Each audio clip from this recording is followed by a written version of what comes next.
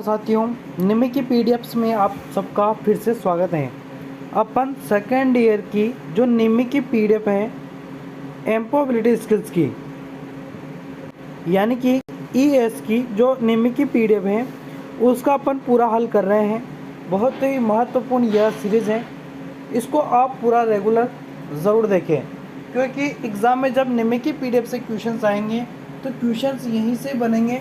पूरी जो पीडीएफ्स हैं वह पूरी इंग्लिश में आपके भारत स्किल्स ऐप पर अवेलेबल है। उसको हमने हिंदी में ट्रांसलेट कर आप तक पहुंचाने का प्रयास किया है, इसलिए वीडियो को लाइक ज़रूर कर देना ताकि हम इसी तरीके से आपके लिए मेहनत करते रहें और आगे भी इसी तरीके से करते रहेंगे। दोस्तों, पूरा वीडियो ज़रूर देखना। वीडियो अगर आपको पसंद आता है तो लाइक करना, ठीक है, और अगर पसंद नहीं आता है, कुछ कमी आपको नज़र आती है तो आप कमेंट ज़रूर कर देना। दोस्तों, चैनल पर पहली बार आए हैं तो चैनल को सब्सक्राइब अवश्य कर लेना, क्योंकि ITI से संबंधित सभी प्रकार की जानकारियाँ, एग्ज़ाम से संबंधित स्टडी मटेरियल सभी हम आप तक प्रोवाइड करवाते हैं। इसलिए चैनल को सब्सक्राइब कर बेल आइकन को ज़रूर प्रेस कर लेना ताकि नोटिफिकेशन आपके पास सबसे पहले मिल जाए वीडियो का, ठीक है। तो शुरुआत करते हैं 96 नंबर की क्वेश्चन से। दोस्तों, अपन ने 95 तक के क्वेश्चनों को कर लिया है क्रम वाइज, तो आप उनको देखने के लिए डिस्क्रिप्शन में जाओगे, वहाँ पर आपको प्लेलिस्ट का लिंक मिल जाएगा। वहाँ से आप तमाम सभी क्लास वाइज 95 तक यानी कि 95 तक क्वेश्चनों को कम्प्लीटली याद कर पाएंगे। दोस्तों, शुरुआत करेंगे 96 नंबर से। क्वेश्चन से the singular form of lenses is, यानी कि देखिए यहाँ पर लेंस का विलक्षण रूप में है, यानी कि लेंस का विलक्षण रूप क्या है पूछा गया है। देखिए यहाँ पर लेंस का लेंस ही है, ये ध्यान रखना। बाकी यहाँ पर कुछ शब्द जुड़ जाते हैं, जैसे कि इनमें भी ये शब्द जुड़ रहे हैं, ई जुड़ रहा है, ES जुड़ रहा है, यहाँ पर लेन है तो ये तो होगा ही नहीं, इसलिए आपका यहाँ पर कम्प्लीटली ए ऑप्शन कम्प्लीटली सही आंसर है। लेंस का जो सही रूप है वह लेंस है, ठीक है। आगे बढ़ते हैं नेक्स्ट क्वेश्चन पर, जो कि है which word is an adjective. Adjective यानी कि देखिए यहाँ पर कौन सा शब्द विशेषण है। इनमें से विशेषण शब्द यानी कि एडजेक्टिव को क्या कहते हैं अपन, विशेषण कहते हैं। तो विशेषण शब्द को यहाँ से ढूंढना है। देखिए आपको ये इंग्लिश याद रखनी है, एडजेक्टिव वहाँ पर हिंदी लिखा हुआ नहीं आया तो आपकी दिक्कत आ सकती है, इसलिए इस शब्द को आप ज़रूर याद रखना। एडजेक्टिव जो है इनमें से कौन सा है, तो एडजेक्टिव जो यहाँ पर है वह ब्यूटीफुल है, ठीक है, ध्यान रखना। ब्यूटीफुल आपका यहाँ पर कम्प्लीटली सही आंसर हो जाएगा।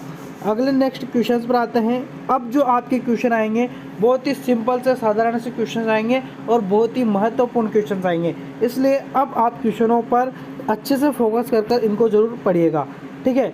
गलत संचार, ठीक है, गलत संचार का कारण हो सकता है, यानी कि अगर आप कोई भी बात आप तक सूचना पहुँचती है तो वो जो सूचना है वह गलत हो सकती है। कैसे हो सकती है, गलत संचार का कारण क्या हो सकता है, तो जो गलत संचार का जो कारण हो सकता है, गलत फहमी पैदा करो।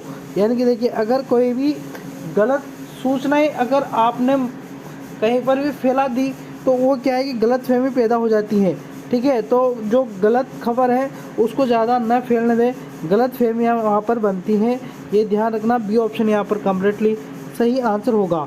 देखिए यहाँ पर 99 जो नंबर क्वेश्चन है वह है प्रभावी संचार के लिए, जो प्रभावी संचार होता है उसके लिए क्या अनिवार्य है।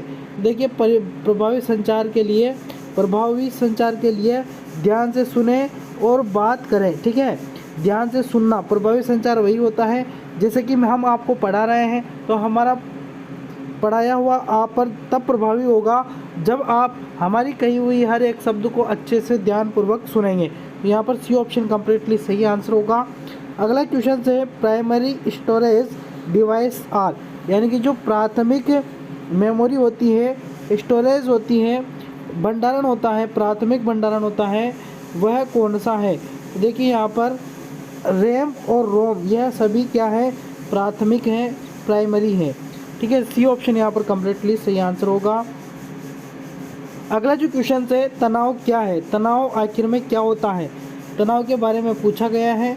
तो जो तनाव होता है हताशा, निराशा की भावना, हताशा हताश होना, निराश होना, ये सभी तनाव है, ठीक है, ध्यान रखना। अगला क्वेश्चन जो कि है, आदत बनने में कितने दिन लगते हैं? कोई भी आदत, मतलब कि अगर आप पढ़ाई में मन नहीं लग रहा, अगर आप रेगुलर इतने दिनों तक पढ़ोगे तो आपकी एक आदत बन जाएगी, ठीक है। तो हर चीज़ की आदत लग जाती है, अगर अपन उसको रेगुलर 21 दिन तक करते हैं तो उसकी आदत अपन को लग जाती है। ये ध्यान रखना, डी ऑप्शन यहाँ पर कम्प्लीटली सही आंसर होगा। अगला क्वेश्चन से, कारखाना अधिनियम में पेश किया जाता है, पेश किया गया था, कारखाना अधिनियम में पेश किया गया था, यानी कि कारखाना अधिनियम किस सन में पेश किया गया था? जो कारखाना अधिनियम है वह 1948 में पेश किया गया था। ए ऑप्शन यहाँ पर कम्प्लीटली सही आंसर रहेगा। मोस्ट इम्पोर्टेंट क्वेश्चन है ये, ध्यान रखना, मोस्ट इम्पोर्टेंट क्वेश्चन है ये, इसको आप ज़रूर याद रखना। अगला क्वेश्चन से, मजदूरी का भुगतान किया जाता है। मजदूरी यानी कि कोई भी आप कहीं पर भी नौकरी करने जाएंगे तो आपकी जो मजदूरी रहेगी उसका पैसा आपको कब मिलेगा? तो महीने के बाद ही मिलेगा, ठीक है। एक महीने से अपन, मतलब कि महीने की पगार मिलती है अपन को, ठीक है, हफ्ते की नहीं मिलती, पखवाड़े की नहीं मिलती, साल की नहीं मिलती, अपन को काहे की मिलती है? महीने टू महीने मिलती है ना। ये ध्यान रखना, बहुत ही सिंपल से क्वेश्चन है। जब एक कर्मचारी उपलब्ध संसाधनों का उपयोग करके सर्वोत्तम परिणाम लाने में योगदान देता है तो कार्यकर्ता होता है। तो वह कौन सा, उसको अपन क्या कहेंगे? तो उसको उत्पादक कहेंगे। क्या कहेंगे अपन? उसको उत्पादक कहेंगे। ये ध्यान रखना, स्वार्थी तो अपन कह ही नहीं सकते।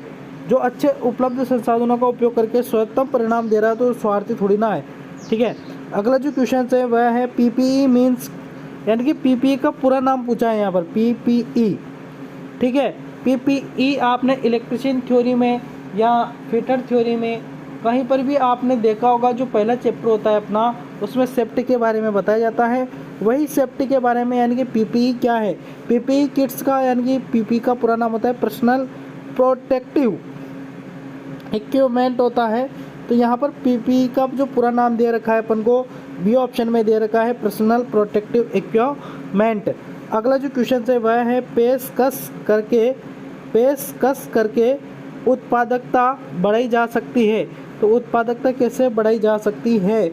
उत्पादकता अपन परीक्षण और नौकरी का अनुभव जो अपना होता है उसका सहारा लेकर अपन पेशकश और उत्पादकता को बढ़ा सकते हैं, ठीक है। अगला जो क्वेश्चन है वह है, हाथों को कटने, जलने या हानिकारक तरल पदार्थों से बचाने में कौन उपयोग करता है? देखिए, हाथों को कटने, तो हाथों को कटने से हेलमेट थोड़ी ना बचाता है।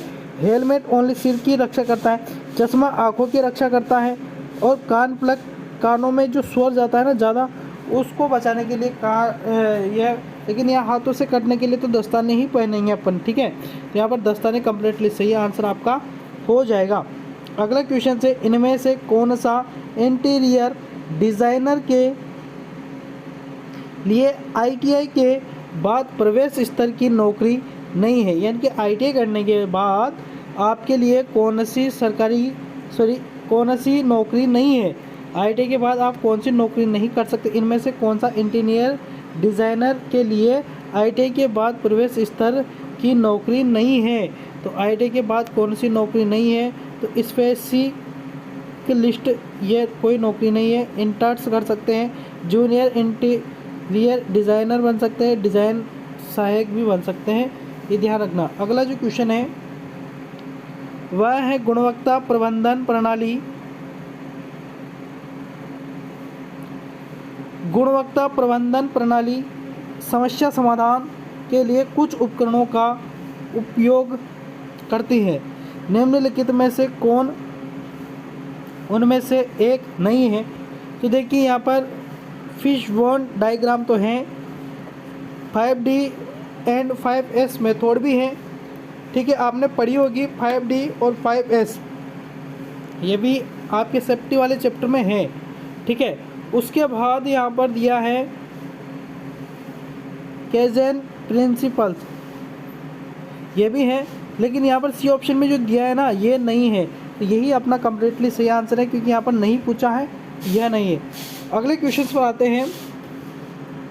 क्वेश्चन से अपना जो कि 111 नंबर, ISO स्टैंड्स फॉर यानी कि देखिए ISO का पूरा नाम पूछा है, ठीक है, ISO जो है उसका पूरा नाम पूछा है, तो इंटरनेशनल ऑर्गेनाइजेशंस फॉर स्टैंडर्डाइजेशन, यह है यहाँ पर कम्प्लीटली पूरा नाम है, ये ध्यान रखना। अब आप कहोगे कि IS बीच में आ रहा है, तो S बीच में आना चाहिए ना, लेकिन यहाँ पर सभी ऑप्शन यहाँ पर इस तरीके से दिए हैं, तो आप ध्यान रखना इंटरनेशनल ऑर्गेनाइजेशंस फॉर स्टैंडर्डाइजेशंस, यह आपका कम्प्लीटली सही आंसर होगा। ध्यान रखना इसमें कोई भी गड़बड़ी नहीं होनी चाहिए, ध्यानपूर्वक करके आना है आपको इसको, है ना, क्योंकि सभी शब्द एक जैसे लिखे हुए हैं, लेकिन यहाँ कन्फ्यूजन मत होना। यहाँ पर देखिए इंटरनेशनल यहाँ पर भी है, इंटरनेशनल यहाँ पर भी है, यहाँ सभी जगह इंटरनेशनल है, लेकिन यहाँ पर ऑर्डर है तो यह नहीं होगा, है ना। और यहाँ पर ऑर्गेनाइजर्स है, ऑर्गेनाइजेशन नहीं है, यहाँ ऑर्गेनाइजर है, ठीक है, ऑर्गेनाइजेशन होना चाहिए। यहाँ पर स्टैंडर्डाइजेशन ही है, तो यहाँ पर देखिए यहाँ स्टेबलाइजेशन है, स्टेबलाइजेशन ये नहीं होगा। आपको ये ध्यान रखना है क्या क्या होना चाहिए, ऑर्गेनाइजेशन और स्टैंडर्डाइजेशन, ये ध्यान रखना है इसका, है ना, कन्फ्यूजन नहीं होना है। BIS स्टैंड्स फॉर, यानी कि यहाँ पर भी BIS का पूरा नाम बताना है। BIS का पूरा नाम होता है ब्यूरो ऑफ इंडियन स्टैंडर्ड्स, ठीक है, ए ऑप्शन कम्प्लीटली सही आंसर होगा। अगला क्वेश्चन है बिजनेस आइडिया को होना चाहिए, बिजनेस आइडिया को होना चाहिए, तो बिजनेस आइडियाज़ को जो होना चाहिए किसी की समस्या का समाधान करे, किसी भी समस्या हो उसका समाधान करने वाला बिजनेस आइडियाज़ होना चाहिए, ठीक है। अगला क्वेश्चन है सोशल मीडिया में हम अपनी भावनाओं को व्यक्त करने के लिए का उपयोग करते हैं। देखिए अपन सोशल मीडिया पर अगर आप किसी से व्हाट्सएप पर चैटिंग कर रहे हैं, इंस्टाग्राम पर किसी से चैटिंग कर रहे हैं और आप रोने लगते हैं, ठीक है, समझना, या आप हंसने लगते हैं, या आप कोई भी आप गुस्सा करने लगते हैं, तो अपन उनको लिखेंगे थोड़ी कि मैं गुस्सा हो रहा हूँ, मैं रो रहा हूँ। अपन क्या करते हैं, इमोजी भेजते हैं। इमोजी आपने देखी होगी, जो अपन इमोजी भेजते हैं इस तरीके की इमोजी आती हैं येलो कलर में, ठीक है, इस तरीके की इमोजी अपन भेजते हैं। तो देखिए सोशल मीडिया पर अपनी भावनाओं को व्यक्त करने के लिए अपन किनका सहारा लेते हैं, तो उनके लिए अपन इमोजी भेजते हैं, ये ध्यान रखना, ए ऑप्शन कम्प्लीटली यहाँ पर सही आंसर होगा।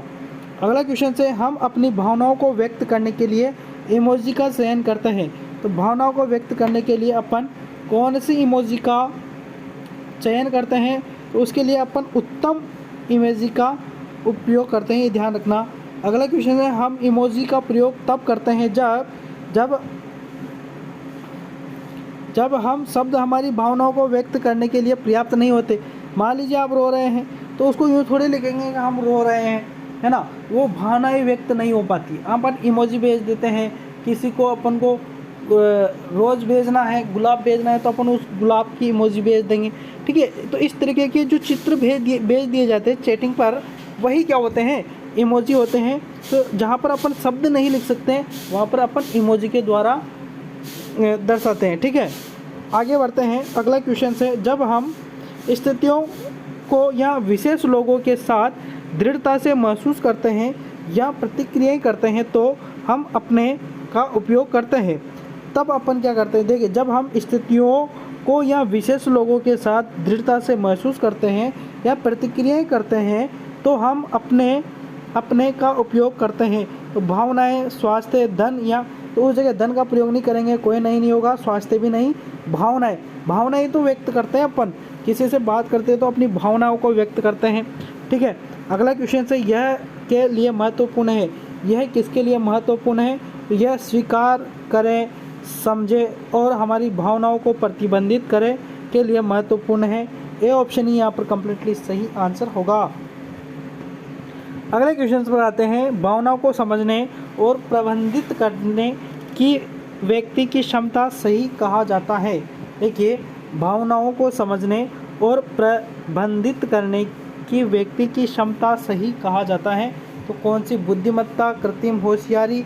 होशियारी को कोई अच्छा नहीं कहता, कोई होशियारी लगा रहा है अपनी तो वो उसको कोई अच्छा नहीं कहेगा। भावनात्मक बुद्धि, जो भावनात्मक बुद्धि होती है वही सही है, ठीक है। तो यहाँ पर सी ऑप्शन ही कम्प्लीटली सही आंसर आपका हो जाएगा। अगला क्वेश्चन है उच्च भावनात्मक बुद्धि वाले व्यक्ति में होता है, तो भावनात्मक बुद्धि सभी में होती है, सभी अपना अपना माइंड लगाते हैं, लेकिन जो भावनात्मक वाली बुद्धि होती है, ठीक है, पहले व्यक्ति में क्या होता है, तो क्या उसमें अहंकार होता है क्या? भावनात्मक बुद्धि में तो अहंकार का तो नामो निशान नहीं होता, ठीक है। अगला जो यहाँ पर देखिए, एक नौकरी, तो नौकरी का कोई लेना देना यहाँ पर नहीं है। सारे नकारात्मक गुण ऐसे होते ही नहीं है अगर भावनात्मक बुद्धि वाला है, उसमें होता है बहुत सारे सकारात्मक गुण, ठीक है। तो यहाँ पर अपन ने 25 क्वेश्चन आज किए हैं।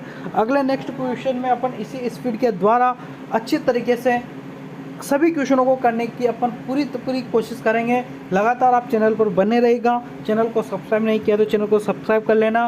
वीडियो अगर आपको पसंद आया तो लाइक कर अपने मित्रों तक इसको शेयर जरूर कर देना। मिलेंगे नेक्स्ट वीडियो में, तब तक के लिए धन्यवाद, शुक्रिया।